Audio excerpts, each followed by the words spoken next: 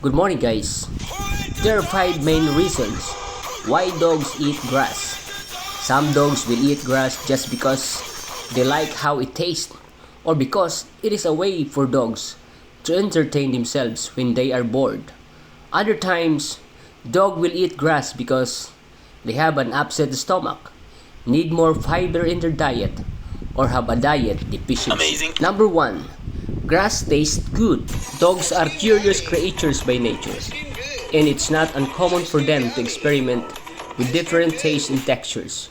For some dogs, the taste of grass can be appealing, and they might eat it as a form of exploration or simply because they find it delicious. In some cases, dogs may even develop a habit of eating grass regularly, even if they have no underlying health issues. Number 2, your dog is bored. Dogs, like humans, can experience boredom and may resort to eating grass as a means of entertainment. This is especially true for dogs who spend extended periods in the backyard with little stimulation or interaction, while occasional grass eating due to boredom is typically not a serious issue. Excessive grass consumption can lead to gastrointestinal distress or other health problems.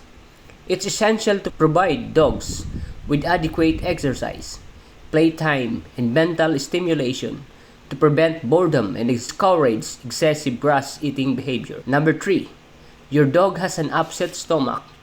Dogs will commonly eat grass when they have an upset stomach.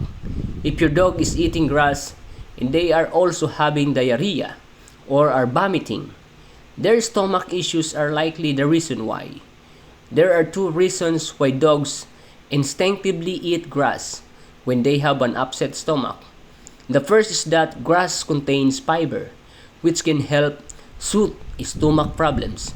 Additionally, grass has been shown to help settle their stomach by bringing the stomach's pH level down and helps to soothe the pain and symptoms. Number 4, your dog needs more fiber. Since grass contains a lot of fiber, many dogs will eat grass simply because they need more fiber in their diet. Dogs with a poor diet may have loose stools or be constipated on a regular basis. If you suspect your dog is eating grass because they are not getting enough fiber, it may be a good idea to take a look at your dog's diet and supplement them with some dog-safe fruits and vegetables. Here are some fruits and vegetables that are high in fiber and safe to give to dogs: blueberries, carrots, apples, cantaloupe, watermelon, cucumbers, pumpkin, broccoli, celery, peas, green beans, and spinach. Of course, it is still best to give these foods to your dog in moderation.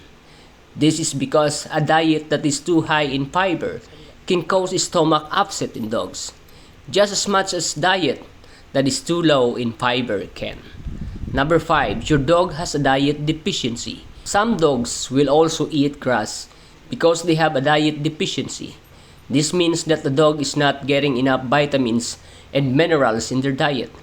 This can occur when dogs have a medical condition or are not eating good quality dog food. If you're concerned that your dog may have a diet deficiency, then it is a good idea to consult with your vet.